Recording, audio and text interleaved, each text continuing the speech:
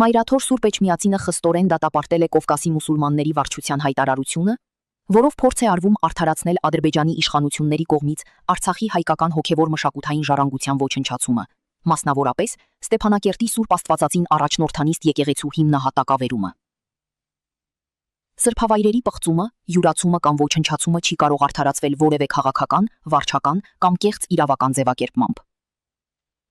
Արցախի անկախության շրջանում կառուցված եկեղեցիները ապօրինի շինություն որակելը մերժելի է, եւ այդ պատճառաբանությամբ սրբավայրերը կործանելը, հողին հավասարեցնելը, կրոնական ու մշակութային ժառանգության պաշտպանության միջազգային սկզբունքների բացահայտ ոտնահարում է եւ մշակութային եղեռնագործություն,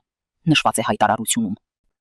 Բացահայտ անհիմն եւ ստահոդ է Կովկասի մուսուլմանների վարչության մեղադրանքը հայոց եկեղեցու հասցեին Հայաստանի ու Ադրբեջանի միջև խաղաղության հաստատմանը խոչընդոտելու վերաբերյալ։